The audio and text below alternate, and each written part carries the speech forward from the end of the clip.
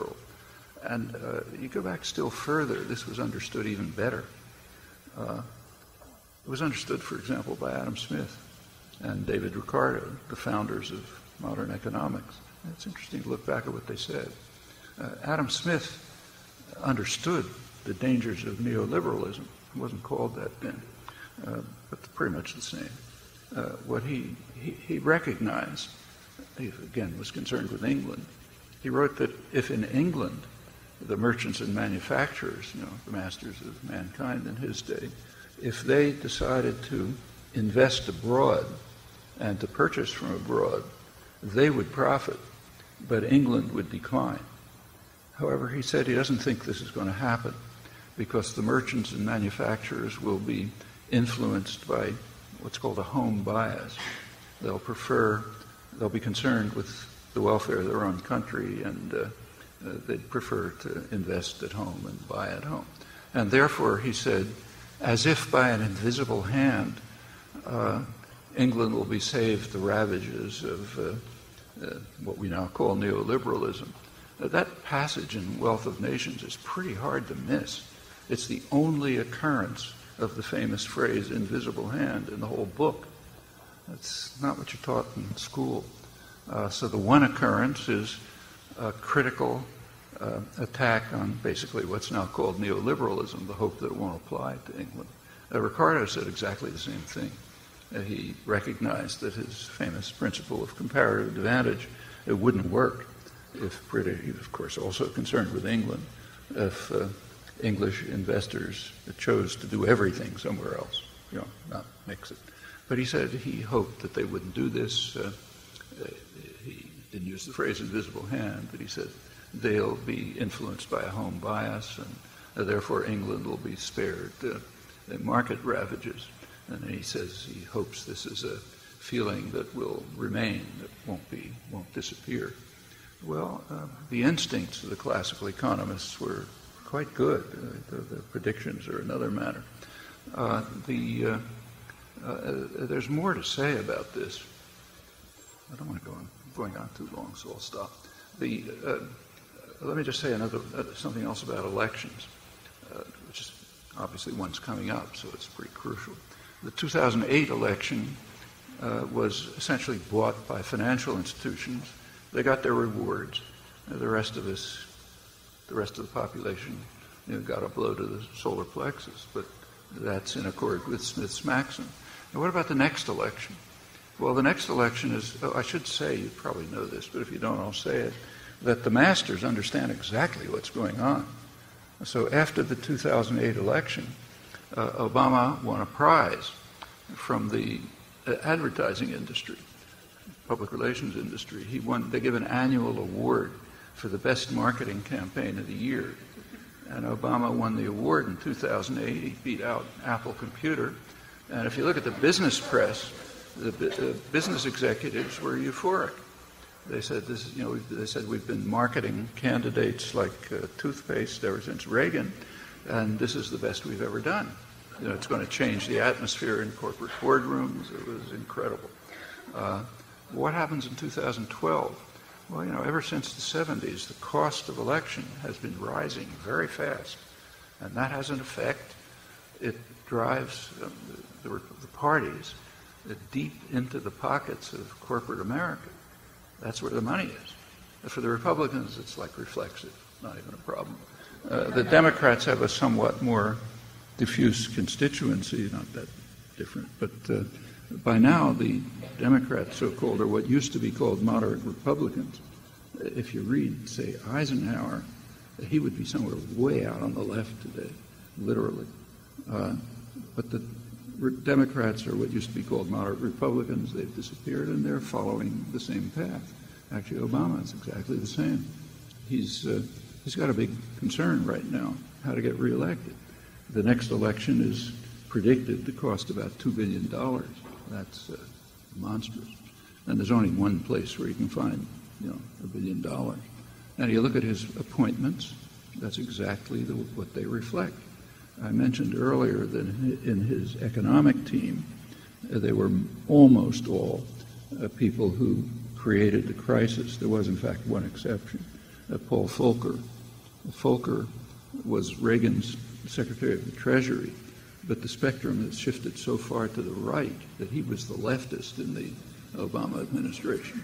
He was the one person who was calling for some sort of regulation, breaking up the big banks and stuff like that. Well, about a couple of months ago, he was dismissed, replaced by Jeffrey Immelt, the CEO of General Electric. Immelt's job, the job assignment for him, was to create jobs. There's something you have to understand about the English language, if I can go off into the other part of my brain. There's an unpronounceable word, an obscene word in English. I have to spell it. There might be children in the crowd. It's Profits. You're not allowed to say that. The way that word is pronounced is jobs. So when you ever hear you hear a political leader saying, this is a job-killing bill, or we got to get jobs, and so on, you have to translate it. You can't say it. It's obscene. You have to translate it. So Immelt is put in there to get jobs. How's he going to get jobs? Why GE? Well, Obama pointed out, look, this is the biggest corporation in the U.S., but it happens that more than half of its workforce is abroad, and most of its profits come from abroad, and by now it's mostly a financial corporation. It does still make light bulbs, but most of what it's done is financial manipulations. And of course, when it collapses, as it does periodically in the crises, you bail it out. So that's where we're going to get the jobs, not from Volcker, the residue of the left-wing Reagan administration, which we now have to dispense with. There's one general point about all this, which I'll finish with this. If you studied and took an economics course, you learned that there's a couple of things you learn. One thing you learn is that markets, which are a marvelous thing, are based on informed consumers making rational choices. Most of you have, say, looked at a television program, I guess, and you've seen ads. Is an ad trying to create an informed consumer who will make a rational choice? Just ask yourself. You're not supposed to notice this when you take your economics course. If we had a market system, anything like it, then an ad would be a description of the characteristics of the product. It would be like what you read in consumer reports. That's obviously not what an ad is. It's trying to delude you into making an irrational choice based on lack of information. And in fact, one of the major goals of business is to undermine markets by creating irrational consumers who will make uninformed consumers will make irrational choices. Well, when the same institutions want to destroy democracy, they do exactly the same thing. When they run elections, which are now run by the PR agencies, they want to make sure that you have uninformed voters making irrational choices. And you take a close look at electoral campaigns, and you can see that that's exactly what's happening. Same techniques are used to undermine democracy that are used to undermine markets. Now, there's another thing you learn in an economics course. There are fundamental market inefficiencies. You learn them in every first course. One of them is what's called externalities, the things that are not taken into consideration when you make a transaction. So like if, say, you sell me a car and we've got our eyes open, we make a deal that's okay for ourselves, but we don't take into consideration the effect on other people. And there's an effect, like there's more congestion, there's more pollution, other things, and that multiplies a lot considering the number of people. So that's a negative externality. We disregard it. Suppose you're an investment banker, say for Goldman Sachs. You make a transaction. You try to make sure that it works for Goldman Sachs. You don't take into account something that's called systemic risk. That is the likelihood that your transaction will crash the whole system. There is such a likelihood. It's constant. But it's underestimated because it's an externality. It's a footnote. Well, that's bad. That's what leads, one of the things that necessarily leads to crises, and it's understood. You can read it in major economic books. Well, that's not the end of the world. When the system crashes, again, if it was in a capitalist economy, there'd be self-correcting because they'd go out of business. But in our kind of state, which is designed by and for the masters of mankind, the taxpayer comes in and rescues you. However, so it's not lethal necessarily, harmful, but not lethal. However, there are other cases of externalities where nobody's going to come to the rescue. And one of them is very much on the agenda right now. I'll end with that. That's destruction of the environment. If you destroy the environment, nobody's going to rescue you. And that is an externality. If you're a CEO, let's say, your task is to ensure that the economy, that the environment is destroyed. That's not an exaggeration. You must act so as to maximize short-term profit and market share. If you don't, in fact, that's a legal obligation in the Anglo-American system. But furthermore, if you don't do it, you'll be kicked out and somebody else will come in who will do it. So it's kind of like an institutional fact about the system. Well, what does that mean? That means you may very well know that the acts you're carrying out will lead to destruction of the environment, but you cannot take that into consideration. If you can't, if you do, you're out. Somebody else is in who does it. And that's an externality. The externality in this case is the fate of the species. But nobody is going to come in and take care of that. And that's exactly what we're seeing right now. There are big, major campaigns being carried out by the Chamber of Commerce, biggest business lobby, by American Petroleum Institute and others, to convince people that global warming is a liberal hoax. And it's effective. By now, probably 2/3 of the population either denies that it's taking place or doubts it. And that's showing up in Congress. The new Congress, just about maybe close to all, maybe all of the new Republicans in the House are global warming deniers.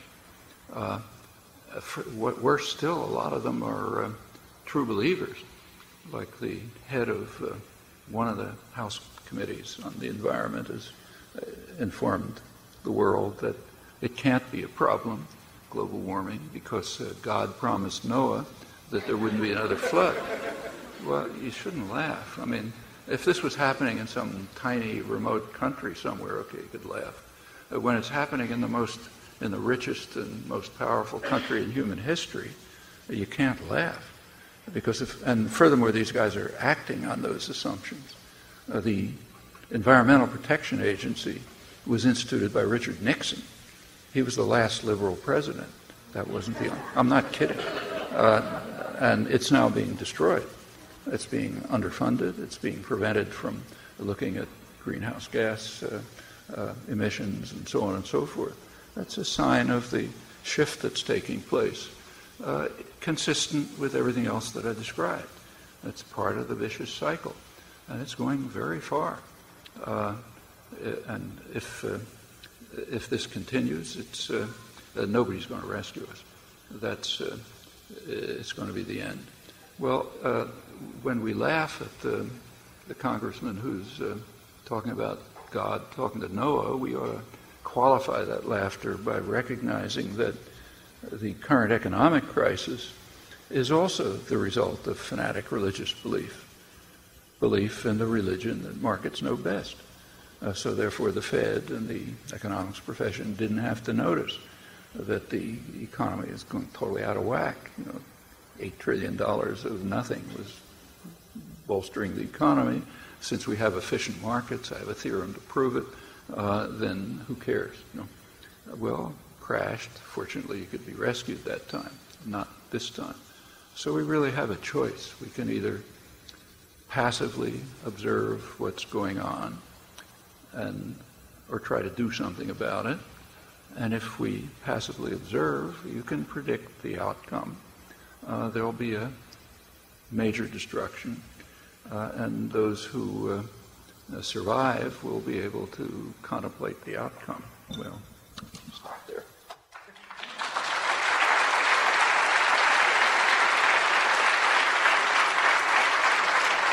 You've been listening to a lecture by Professor Noam Chomsky, speaking at the University of Oregon in Eugene. The title for this lecture is Global Hegemony, the Facts, the Images. In a moment, we'll return to the question and answer session from the presentation. Noam Chomsky is considered the father of modern linguistics. His work in the field has had far-reaching consequences, ranging across the disciplines of psychology, mathematics, philosophy, and cognitive science. His political writings, imbued with an unrelenting moral force and documented exhaustively and with the precision of the most rigorous scholarship, has had an equally revolutionary impact. He has written dozens of books, primarily focused on U.S. foreign policy in regions throughout the world, from Vietnam, Cambodia, and Laos, to the countries of Central and South America, to Palestine and Israel, East Timor and Indonesia, to Afghanistan and Iraq and beyond. His most recent books include Failed States, The Abuse of Power and the Assault on Democracy, Hegemony or Survival, America's Quest for Global Dominance, Hopes and Prospects, and, with co-author Ilan Pappé, Gaza in Crisis, Reflections on Israel's War Against the Palestinians.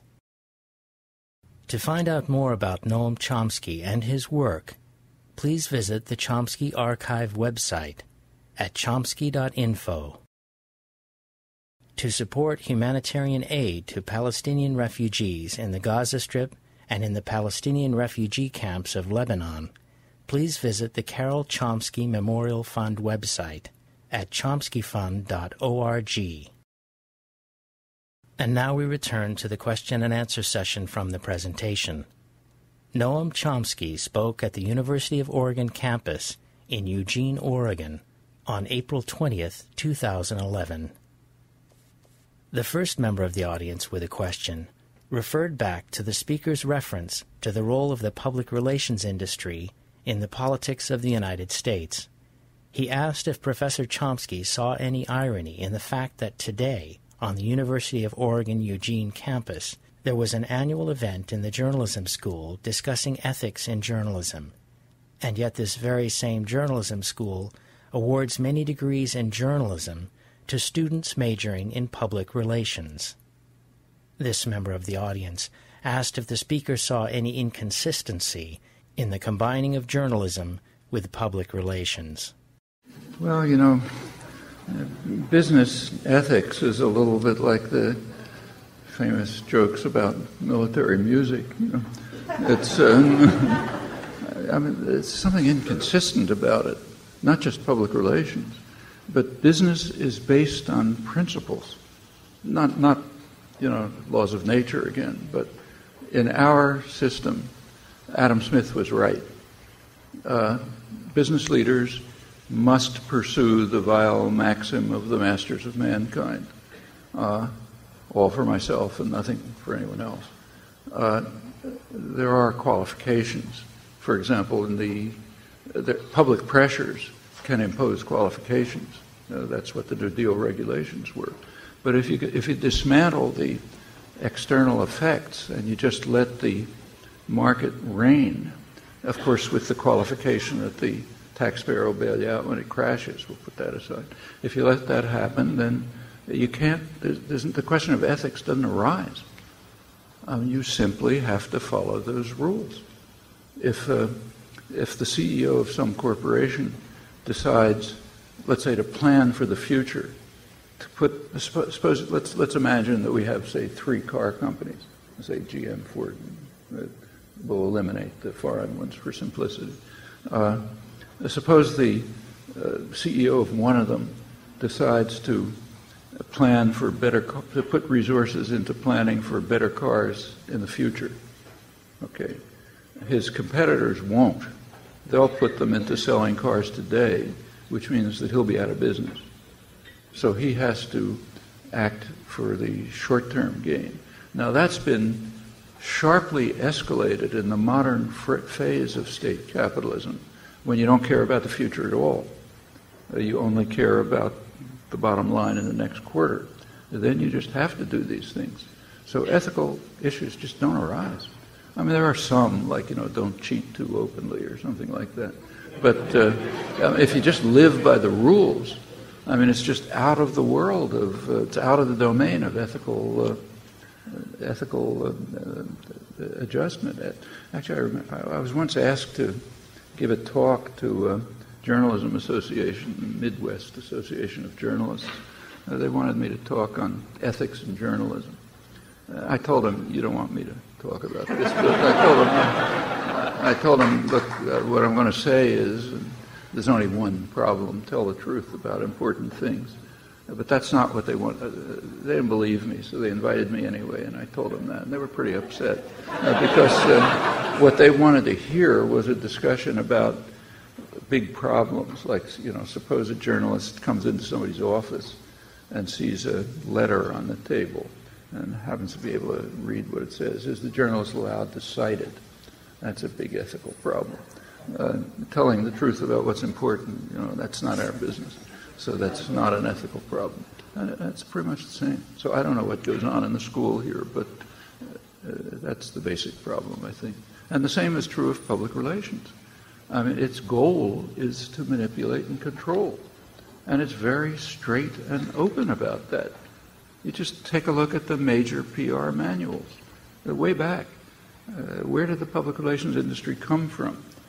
It's kind of interesting to look at its origins. It developed in the freest countries in the world, in England and the United States, roughly a century ago. And it developed for a very simple reason. Enough rights had been won by popular activism so that it was getting harder to control people by force. And that was understood. The British Conservative Party understood it. The progressives here understood it. You can't control people by force anymore. You have to control them. So you have to turn to some other means. And the other means were called engineering consent. That's the slogan of the guru of the modern public relations industry, Edward Bernays, who's incidentally not a right-winger. He was a Wilson, Roosevelt, Kennedy liberal, highly admired by Cambridge liberal elite. You have to engineer consent out of the goodness of your heart, because it's a fact, necessary fact, that only a small sector of the population, what he called the intelligent minority, everyone who writes these things is included in that. So the intelligent minority are the only people who know what's good for the country. It's Madison, The educated minority, we're the noble Roman senators. We know what's good for the country. The rabble out there don't understand. If we let them have a voice, everything will go wrong. This was the position of the progressives. Walter Lippmann, the leading public intellectual of the last century, again, a Wilson, Roosevelt, Kennedy liberal, he called it manufacture of consent at the same time. They said the responsible men, like him, have to control policy because they have to make sure that the ignorant and meddlesome outsiders don't trouble them. As he put it, we have to be free, we responsible men have to be free of the trampling and the roar of the bewildered herd. That's all you folks out there. And how do we do this? Well, we used to be able to control them by force. We can't do that anymore. We have to control their attitudes and beliefs for their own good. It's always for their own good because we understand how things are done. The fact of the matter is they're just the tools of the masters of mankind, but that they can't perceive or admit. But so we have to do it for their own good, and out of that comes the public relations industry. How can you raise questions of ethics? It begins with, it's based on premises so outlandish that you just can't talk about it. It's like asking, how could the Kremlin be more ethical under Stalin? Well, I suppose maybe they shouldn't steal from each other or something, but that's not the question. All right, next here. Professor Chomsky, thank you so much for coming to Eugene. We're really proud to have you here. My question has to do with the structural crisis of capital and the role of agency. So to clarify that, when we're organizing our society around the principles of capitalism, can these types of structural inequalities that you point out in your talk be reformed away? Or are there innate contradictions internal to capitalism that perpetuate these inequalities, such as the drive for unlimited accumulation? If this is the case, what should we be doing to fight against this for a society that is based on human need and not on free market greed? And if you could put that in the context of Wisconsin, the Arab world, that would be fantastic. Well, the first thing we should do is recognize reality. We don't live under capitalism. We do not have free markets. And maybe they'd be a good, it kind of reminds me of a famous quote attributed to Gandhi, rightly or wrongly. He's supposed to have been asked once what he thought about Western civilization. And he was supposed to have said maybe it would be a good idea, you know. But that's the same with free markets. We don't have them. The powerful would never permit them. I mean, I've given a bunch of examples, but there are many more. Actually, here's an interesting case, which if I had time I would have talked about, but I'll mention it since you bring it up. Right now, there's a very interesting interaction between two countries that are quite different in development, the United States and Egypt.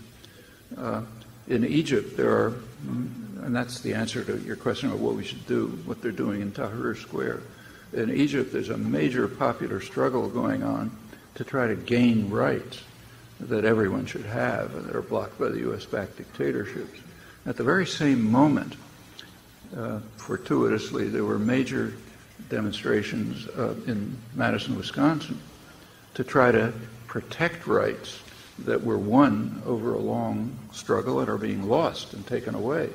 So the trajectories are intersecting, but going in opposite directions. Egypt towards democracy, here against democracy. Well, it happens not to be the first time. The victors like to throw history into the trash can. Okay, the victims remember it, and we should follow their example.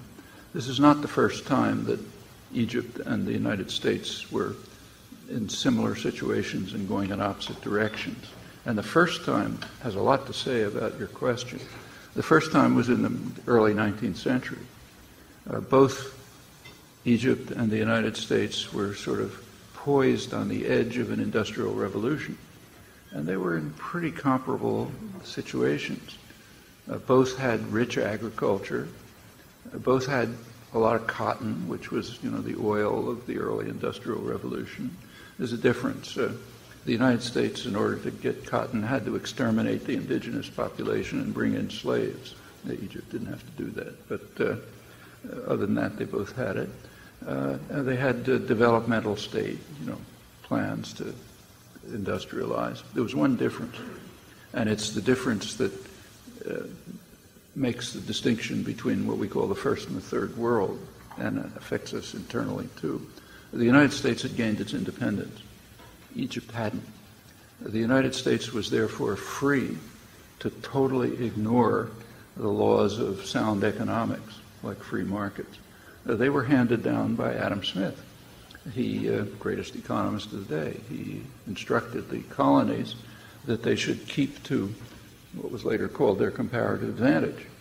The comparative advantage of the colonies here was produce, primary goods, fish, fur, and so on. Don't try to produce industrial goods, because England does it much better. So import advanced manufactures from England. You keep to producing, fish and fur and so on. And crucially, don't try to monopolize your resources. The main one was cotton. That's like oil today. So don't try to monopolize cotton. And he said, if you don't do that, the laws of sound economics show that it'll be harmful to everyone. Essentially neoliberal principles. That's what's rammed down the throat of poor countries today. Well, the United States has won its independence. So it was therefore able to totally disregard the laws of economics and to do exactly what England had done. England developed also by disregarding them. What the United States did was impose very high tariffs to block superior British manufacturers, and first in textiles, later in steel, take other measures to state intervention to create an industrial economy. It did try to monopolize cotton, came pretty close to it. Texas, this is related to the immigration crisis today. Texas and Mexico, half of Mexico along with Texas, was conquered in order primarily to gain a monopoly over cotton. The idea was, as the Jacksonian presidents put it, to bring other nations to our feet, especially Britain. Britain was the main enemy at the time because, big military power, deterrent. So we can bring Britain to our feet by monopolizing cotton. And notice what the United States came close to doing was what Saddam Hussein was accused of doing ridiculously in 1990. The tale then was he was trying to monopolize oil, bring us to his feet, a total fantasy. But it wasn't a fantasy when we did it. We did it, We monopolized, came pretty close to monopolizing cotton, industrialized by violating all the rules, and became a rich country. Well, what about Egypt? Egypt was not independent. It was under the control of Britain. And the British said they are never going to permit it. Lord Palmerston said, expressed his hate for the ignorant barbarian Muhammad Ali who was trying to industrialize Egypt. And Britain deployed its military force and its financial wealth to prevent Egypt from developing. It's kind of a microcosm of what's happened all over the world since the 18th century, and still is. The U.S. took over from Britain after the Second World War. We became the dominant power and followed exactly the same policy. Egypt was instructed that it's not going to get any aid unless it drops all barriers to U.S. imports, highly subsidized U.S. imports. At the same time, the U.S. set up high tariffs to bar Egyptian cotton. That's what drove Egypt further into disaster. And that's the way market principles work. Fine for you, but not for me. I need the nanny state. So we should stop talking about free markets. Maybe they would be a good idea, maybe they wouldn't. Maybe capitalism would be a good idea, maybe it wouldn't, but it's fantasy. And the rich and powerful would never allow it. Well, what should we do? We should ask what goals we're trying to achieve. Do we want to achieve a society in which people's needs are satisfied? Do we want to achieve the kind of society that working people in the 19th century were calling for? Whereas they put it, those who work in the mills should own them. Nobody should be a slave of anyone else or rented to anyone else. Do we want to have a democratic system which is under popular control? Do we want to make sure that people in need get the care they need? Well, if we want to do it, we know how to do it. In fact, there's been a lot of progress in that respect over the years, and it's being done right now in front of our eyes in the Arab world. And we can do it. We have every capacity to do it. It's not a big secret. Next. Professor Chomsky, thank you for your knowledge tonight. Some believe that the largest issues with developing or third world countries are attributed to a stark disconnect between public policy of those governments and the needs of the public. As our country's public policy continues to stray farther from the public need, how do you suggest we strengthen the voice of our public need? And if we are not heard, what do you predict will happen on an international scope? So how do we change the system so that public policy reflects public needs? We know how to do it. I mean, there's a lot of problems in the United States. It's a very free society. We're not faced with the kind of violent repression that Egyptians are when they demonstrate in Tahrir Square. In fact, we've reached the point where the state has very limited powers to coerce, fortunately. That's why they have to turn to things like manipulation and deceit and so on.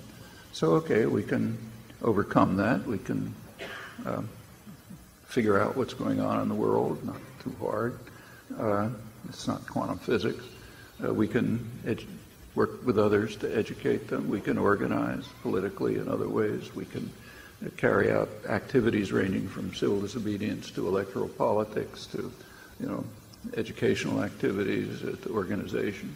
And that's the way you improve the world, and it works. That's why we're a much freer society and a more civilized society than we've been in the past. And there aren't any magic keys. It's a matter of getting down to work and doing it.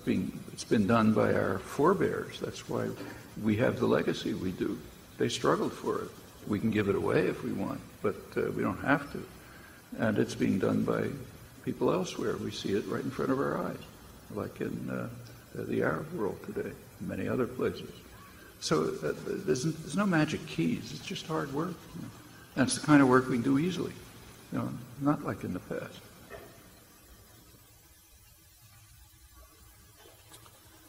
Dr. Chomsky, it's always an honor to have you here, always an honor to read and hear your voice. You may remember me, Mohammed, I interviewed you exactly 5 years ago. Could you step back a little from the mic? I think it'll be easier to hear. Oh. I interviewed you 5 years ago, always an honor. There are three recent factors that's leading many people to predict an economic collapse this summer when the next reports by corporations come out. One is the debt ceiling. We're reaching the debt ceiling again, but this time raising it would mean America can't even afford to pay the interest on the debt. Number two, last week, the World Bank rated the American economy as unstable for the first time in the history of the dollar, and is already publishing articles about starting a new world currency. And the last factor I want to mention today is in today's global economy, where Japan is a third... Could you please finish your question? Yeah, we're running out of time. Okay, so 20 seconds? What is the question? The question is, do you think a global economic collapse may happen before the next election, and what would be the repercussions on America and maybe how to prevent it? Thanks. Yeah, nobody knows. I mean, there's going to be another fiscal crisis. That's almost certain. That's why Borofsky and others pointed out what they did. The exact timing, we don't know. There could be a crisis soon. It could be delayed. There are a lot of ways of patching up the system to stretch it out. But it's not worth speculating about, frankly. What we should be doing is doing something about it. And that can be done. Like, we don't have to accept the situation in which Goldman Sachs is giving massive, I just pick them because they're just the most important, everyone else is the same, giving themselves huge compensations and for having tanked the economy, and at the same time watch Congress cut back everything that's needed for the population to survive. We don't have to agree to that. We can refuse. In that case, the economy can turn to stability. I mean, I already mentioned what we can do to deal with the deficit. It's very straightforward. Anybody really, first of all, it's a question, serious question, which you should ask yourself whether that's a priority. There are plenty of very good economists, like, say, Stiglitz, Nobel laureate, who think, and I think they're right, that it's not a priority. You can grow yourself out of a deficit. The important thing is a huge joblessness. I mean, joblessness today is at the level of the Great Depression for most people, really. You count in the number of people who've fallen out of the workforce because they've given up, it's like the Great Depression. That's pretty serious. First of all, it's a terrible human tragedy for the people, but even from a strictly economic point of view, it means productive resources are not being used. Okay? Human beings are productive resources, and there's plenty of capital around there, and they're not being used. So I think the priority shouldn't be the deficit. But if we want to pay attention to the deficit, we know exactly how to deal with it. One thing to do is to cut back the bloated military system, but much more important is to institute a health system of a kind that is not utopian. It's the kind they have in every other industrial country. That's not pie in the sky, and that would wipe out the deficit. And the same is true on other issues. We don't have to, it's just pointless to sit around and speculate about when the next collapse is going to be. I mean, this stage is being set for it. What's important is to do something about it, and we can. Thank you.